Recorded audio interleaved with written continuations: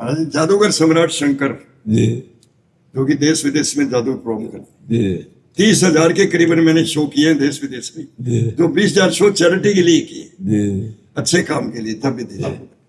उसी पे Guinness world record का अवार्ड मिला। कोई पीस ऑफ पेपर जैसे पेपर है, जैसे अभी 1 मिनट बाद आप देखोगे इसका कलर चेंज हो जाता है, रेड में, ब्लू में, ग्रीन में, आपकी आंखों को लगता है ऐसा होता है। अब आपको क्या दिखाई देता है? अच्छा यार ये तो अच्छा ये महाराज जी थोड़ी देर बाद वापिस पेपर बन जाएगा, असली में है ये वैसे। महाराज जी अंगूठी होता है, थोड़ा वैसे ही करें ये, या कोई भी, चलो ऐसे करते हैं ना। अब ऐसे किया, ये खुरमानी आ गया, खुरमानी। अच्छा यार तुम तो अब इस खुरमानी को ऐसे किया, गायब हो गया। ये लो वापस खा लेना। अरे यार ये तो मतलब इतना नजदीक से आर्ट को दिखाने के लिए स्टेज पे तो हम लोग हाथी को गायब करते हैं। एक ये 1 सेंट होता है, अमेरिकन सेंट। आप कोशिश करना है इसमें हिप्नोटिज्म है या ट्रिक है। इतना पास से चारों तरफ है, देखो पब्लिक चारों तरफ है। अरे जी 1 रुपए का क्वाइन है, एक ये सेंट है। अब आपके सामने क्वाइन को उठा के इधर रखा, सॉरी, और इसको पॉकेट में। अब इसमें क्या रहना चाहिए आपके हिसाब से? वही छोटा वाला ये सेंट नहीं, वो दोनों है, थोड़ा ध्यान से। यार ये तो अब हमने सेंट को उठा के इधर रखा, इसको पॉकेट। अब इसमें क्या रहा? पैसे, वही बड़ा वाला सिक्का है। क्वाइन नहीं, वो दोनों है। यानी आपका ध्यान मेरे हाथ की तरफ। अब ये लास्ट है, आखिरी है, क्वाइन को इधर रखा, इसको पॉकेट। अब इसमें क्या लास्ट है? छोटा वाला सेंट। हाँ। वही सेंट ही बचना चाहिए, ये वास्तव में सेंट बचा। यार ये तो चमत्कार है। और अब जैसे नोट बनाया था, अब वो पेपर बना नहीं। अगर इसका वही पेपर वापिस बनाए, आपको ऐसा लगता है वैसे करते।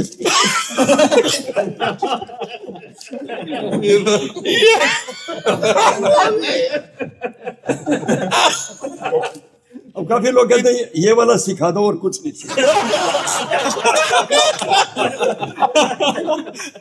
यार ये तो गजब हो गया। मतलब इसमें क्या छुपाने की क्या बात महाराज है? जी इतना पास से संजय वो पेपर देना, कागज बड़े बड़ा, इधर अंगूठी पहनते हो? कोई नहीं पहनता रिंग, कोई भी रिंग वापिस मिल जाएगा, घबराना। अब जैसे रिंग है, अब इसको ऐसे ऐसे करते हैं, अब इसमें से भभूति निकलना शुरू। ये लो, अब इसको कोई खास काम के लिए जाना हो, पूरा लगा के। महाराज जी के आगे क्या बोल रहे हैं, ये तो सुपर पावर चीज है।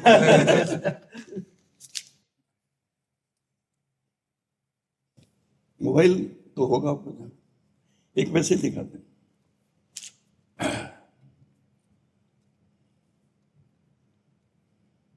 अरे जी मोबाइल है ना, अब इसको बॉल को ऐसे करते हैं, हाथ में आ जाता है।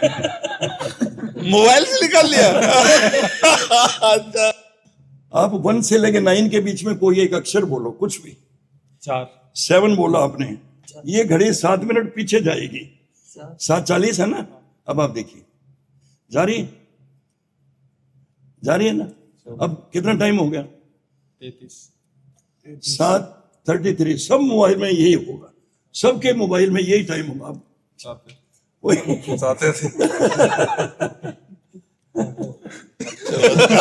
इसमें क्या, उसको छुपाओ थोड़ी। देखो इनका तो खुला चमत्कार यार, इतने रुपया निकाल लिए। महाराज जी लंदन में मैंने पूरी घड़ियों का टाइम चेंज कर दिया था, मास हिप्नोटाइज। घड़ी मानते हैं आप लोग को? वॉच। अच्छा, वैसे आपको टाइम क्या नजर आ रहा है? 6:45।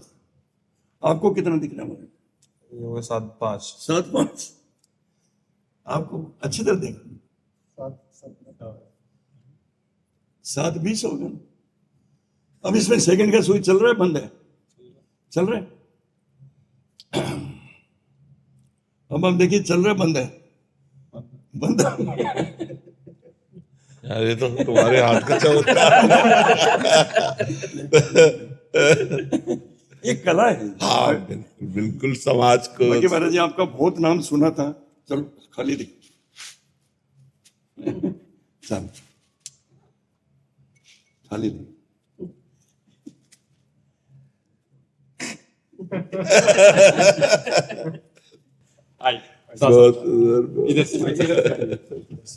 जय जय श्री राधा, जय जय जय जय श्री राधा।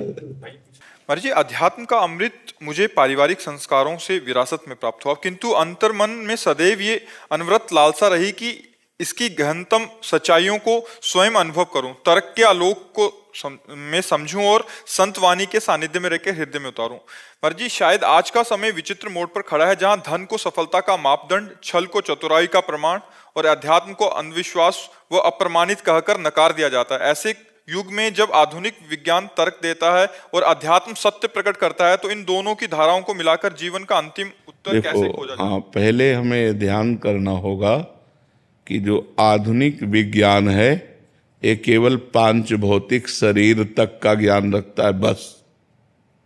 आप हमें बताइए, क्या मन का एक्सरा हो सकता है? क्या मन का अल्ट्रासाउंड हो सकता है? सीटी स्कैन हो सकता है? क्या बुद्धि का हो सकता है? तो फिर इसके आगे कारण शरीर है, विज्ञान जानता ही नहीं। सूक्ष्म शरीर और कारण शरीर में इसका प्रवेश नहीं, तो आत्मा में इसका क्या प्रवेश हो जाए? आत्मज्ञान में क्या प्रवेश? तो विज्ञान केवल स्थूलवाद है, स्थूल शरीर से लेकर स्थूलवाद के अंतर्गत है। तो विज्ञान जब आत्मज्ञान जानता ही नहीं है, तो उसका विरोध या उसका पॉजिटिव निगेटिव का कोई मतलब ही नहीं है। हम जिसको जानते ही नहीं है, वो पॉजिटिव बोले तो हमारी पहुंच के बाहर है, निगेटिव बोले तो हमारी पहुंच के बाहर है। तो वो केवल अध्यात्म के द्वारा जो ज्ञान प्राप्त किया जाता है, वो केवल अध्यात्म के द्वारा ही है, वो विज्ञान के द्वारा नहीं है। प्रभु जी, बहुत सारी बातों को जो अध्यात्म में है, जी, तो वैज्ञानिक जो दुनिया है, जो लोग हैं, वो अप्रामाणिक कह के। हमें बताइए, आप एक बात बताइए। जैसे एक बात चल रही थी अभी कि जब बाल्यावस्था होती है किसी शिशु की, जैसे 0 से 5 वर्ष की जो उम्र है, अगर ऐसे बालक या बालिकाओं को कुछ हो जाता है। ये चर्चा 5 भौतिक शरीर को, स्थूल को लेकर है ना? बिल्कुल। अध्यात्म को लेकर तो नहीं है ना? तो आप इसको कैसे प्रमाणित कर सकते हैं अध्यात्म से? जो आत्मस्वरूप है, निर्विकार है, वो चाहे बच्चे में हो, चाहे यंग में हो, चाहे बूढ़े में हो। अब जो शरीर ने कर्म किया है, जैसे पूर्व में उस आत्मा ने किसी शरीर में रहकर ऐसा दुष्चरित्र किया और उसका दंड प्रकाशित नहीं हुआ, अब वो उसी अवस्था में, जिस अवस्था में दुष्चरित्र किया था, शरीर धारण करेगा और उसी अवस्था में दुष्चरित्र का शिकार होगा। इसको हमारे ज्ञान के परे की बात है, इसलिए हम नकार सकते हैं। लेकिन हाँ, सत्य बात यह है, और कोई सर्वांग पुष्ट सुंदर धनी मानी के यहाँ पैदा होता है, कोई बहुत सर्वांग पुष्ट सुंदर गरीब के यहाँ पैदा होता है, पूरा जीवन ऐसे गरीबी। ये सब कर्मों का जाल बिछा हुआ है।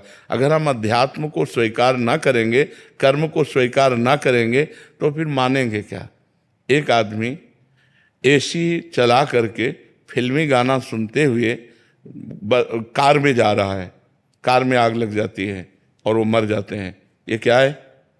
वैज्ञानिक बतावें इसमें उसका क्या दोष क्या है? वो तो आनंद से जा रहा है। ऐसा क्यों हुआ? बोले उसका पूर्व का पाप उसको भस्म कर रहा है। ऐसे ऐसे दुर्व्यवहार किए जाते हैं। इसके बाद जब उनको अगले जन्म में दंड मिलता है, तब जब जेल में मिलो तो ऐसे मिलते हैं, एक बार मुक्त हो जाओ, लेकिन नहीं मुक्त होना, आजीवन कारावास। हम मानते हैं उसने कोई पाप नहीं किया, लेकिन कारावास भोग रहा है। क्यों? पूर्व में ऐसा पाप हुआ है, जो गुप्त रहा, वो पाप दूसरी जगह फंसाकर उसको दंड दे रहा है। आध्यात्मिक ज्ञान के बिना सही निर्णय नहीं हो सकता। आधुनिक सामने जो प्रक्रियाएं हो रही हैं, उस वर्तमान की घटना को देख करके हम भगवान को कोस सकते हैं, लेकिन उसके कर्म पूर्व के यदि देख लो तो लगेगा इसको ऐसा ही होना चाहिए। जैसे कोई यहाँ भयानक पाप करता है, तो आपके अंदर इच्छा होती है ना कि इतने निंदनीय कर्म का फल ये होता है। वही कर्म गुप्त रूप से हुआ, कोई नहीं जाना, दब गया। अब वो जब फल आएगा चिथड़ा पड़ा मिलेगा वो, तब तुम्हें लगेगा कि ये तो आराम से बैठा था, आराम से आ रहा था, इसने इस समय कोई पाप नहीं किया, लेकिन पूर्व का पाप उसको चिथड़ा उड़ा देगा। जैसे अब ये अध्यात्म के बिना विज्ञान हमको इसका उत्तर दे कि मां के गर्भ में ही ये रोग होता है। पॉलिसिस्ट जो किडनी है, ये मां के गर्भ में ही सृजन होता है, तो पूर्व का पाप। और ऐसी मां तपस्विनी भजनानंदिनी, ऐसे पिता जिनके प्रताप से हम संत बने बचपन से, और उन्हीं का आशीर्वाद चल रहा है, तो ये भी प्रसाद उन्हीं का दिया हुआ है। तो ये प्रसाद क्यों मिला? क्योंकि हमारे कर्म थे। तो ऐसी माँ के गर्भ में आए, पॉजिटिव निगेटिव दोनों, तो निगेटिव में किडनी पॉलिसिस्ट हो गई, और पॉजिटिव में वो इतनी भक्त थी कि हमारे अंदर भक्ति के संस्कार हुए, और जगत पावन करने वाली भक्ति का प्रकाश हुआ। जगत पावन, जगत मंगल करने वाली भक्ति। तो इसमें विज्ञान क्या कर सकता है, हमें बताइए। अध्यात्म की पहुंच, एक आए थे भारतीय विज्ञान के संस्थान, हाँ, उन्होंने बताया कि जहां से हमारा ऐसे हो जाता है, वहां से आपका प्रारंभ होता है। बोले जहां हम हाथ खड़े कर देते ना, वहां से आपका प्रारंभ होता है। आप भी वैज्ञानिक है और हम भी वैज्ञानिक है, लेकिन हम जहां तक पहुंचते हैं तो ये बात अलग है। क्या विज्ञान अध्यात्म का पांव पकड़ करके और युवाओं के साथ मिलकर के भारत को पुनः विश्वगुरु बना सकते हैं क्या हम? हाँ, बिल्कुल बना सकते हैं, पर अध्यात्म से युक्त होने पर, अध्यात्म के बिना नहीं। जैसे गेहूं, किसान आदमी कोई है इसमें जो खेत बोता हो? एको किसान नहीं है। जब गेहूं गलेथ में आता है, गलेथ का मतलब बाली निकलने वाली होती है, यदि उस समय काट लिया जाए तो एक दाना नहीं होगा। तो ये जो 12 वर्ष से लेकर 20-22 वर्ष तक की अवस्था है, ये जवानी कही जाती, किशोर अवस्था, ये पूरे जीवन की गलेथ समझो। अगर इस समय वीर ह्रास हो जाएगा तो फिर नष्ट हो जाएगा। अगर 1 महीना 2 महीना रुक जाए गलेथ के बाद, तो वही 40 मन 50 मन गेहूं होता है। तो ऐसे 20-22 तक अगर ब्रह्मचर्य रहा जाए और फिर गृहस्थी में जाए, तो वो कभी भी ऐसी कमजोरियों को प्राप्त नहीं होगा और बड़ी उन्नति होगी। देखो, ब्रह्मचर्य स्मृति को पुष्ट करती है, ब्रह्मचर्य नस नाड़ियों को पुष्ट करती है, ब्रह्मचर्य अध्यात्म को पुष्ट करता है। अब आज हमारे समाज में ब्रह्मचर्य किस जीव का नाम है, ये पहचानना मुश्किल है। बॉयफ्रेंड, गर्लफ्रेंड, लिविंग रिलेशन, ये वो इतनी गंदगी बढ़ रही कि अध्यात्म के बिना जीवन शून्य लग रहा है। आप देखो ना, नए नए बच्चों को देखो, केवल उत्साह है विषय भोगने का, उत्साह है व्यसन करने का, उत्साह है गंदे आचरणों का। तो हमें लगता है अध्यात्म से अगर युक्त हुआ जाए तो फिर ठीक है, अध्यात्म के बिना तो ठीक नहीं है। मनमानी आचरण करने से कोई उन्नति प्राप्त। देखो, हमें सिद्धांत से चलना है। Money is loss, nothing is loss, health is loss, something is loss, और करेक्टर इज लॉस। ये केवल पढ़ने की बात नहीं, इसको उतारा जाए। आज क्या है और पहले था, धर्म गया तो सब गया। चरित्र का मतलब धर्म होता है। तो हमारी समाज धर्म से अपरिचित सी होती जा रही है। शास्त्र स्वाध्याय, संतों के वचन जब हम मानेंगे, तब हम समझेंगे हमारा धर्म क्या है। 4 बजे सुबह उठना, स्नान करना, भगवान शंकर में 1 लोटा जल चढ़ा देना, 10-20 मिनट बैठकर नाम जप करना, किसी स्तोत्र का पाठ करना, माता पिता गुरुजनों को प्रणाम करना, फिर अपनी दिनचर्या में चले जाना। अब 9 बजे तक सोते हैं तो क्या अध्यात्म? आप सोचो, 9 बजे तक, 10 बजे तक, 11 बजे तक सोते हैं लोग। ये क्या दशा हो रही है? रात्रि में 2-2, 3-3 बजे तक जगे और ऐसे मनोरंजन में, और फिर सुबह 10-11 बजे तक सोए। तो जीवन को व्यर्थ नष्ट किया जा रहा है। अध्यात्म के बिना जीवन, 4 घंटे 24 घंटे में सोने पर बिल्कुल आराम से हम रह सकते हैं, 4 घंटे सोने पर। और 6 घंटे 7 घंटे यदि आप सो, तो आप सोचो 10 बजे सो जाओ, 11, 12, 1, 2, 3, 4, 6 घंटे सो गए ना आप, तो 10 बजे और 4 बजे के बीच का अगर नींद में गया, इसके बाद बढ़िया दिनचर्या। हम कह रहे 5 बजे उठ जाओ, कम से कम सूर्य उदय के पहले तो उठ जाओ। पर लोग कैसे उठेंगे? क्योंकि रात्रि में उनको विलासिता करनी, मनोरंजन करना है, अपने मन को शांत एकांत होता है ना, उस समय जैसे योगी भजन में मन लगाता है तो भोगी भोग में मन लगाता है। तो इसलिए अध्यात्म के बिना जीवन सुरक्षित रहे। तो यदि हम अपने समाज को धर्म की शिक्षा, अध्यात्म की शिक्षा, शास्त्र शिक्षा दें तो ऐसा नहीं कि परिवर्तन नहीं होगा। आज लाखों लोगों का परिवर्तन है, क्योंकि यहाँ आकर के जब बोलते हैं तो मुझे पता चलता है कि लाखों लोगों का, अगर हम प्रयास करें वो प्रयास तभी हो सकता है। पहली बात, अर्थ की चाह ना हो, अर्थ की चाह ना हो, और दूसरी बात, जो बोल रहे हैं वो जीवन में होना चाहिए। अगर हमारे जीवन में ढकोसला है, पाखंड है, तो हमारी बात तुम्हारे ऊपर असर ही नहीं करेगी। वो तभी करेगी जब हम वैसे ही आचरण से चलें, वैसे ही जो तुम्हें उपदेश कर रहे हैं वही हमारे जीवन में हो, और उस उपदेश का कोई मूल्य ना ले तो उपदेश। अगर हम परमार्थ की भावना से, क्योंकि अध्यात्म बिकता नहीं है, और जो बिकता है उसे अध्यात्म नहीं कहते, ये पक्का बात समझना। आप ऋषि परंपरा से इतिहास उठाकर देख लो, तो यदि हम मिल करके अपना सुधार करें और अपने पड़ोसी का सुधार करें तो हमारा समाज क्या पूरा देश सुधर जाए। हम अपने को सुधार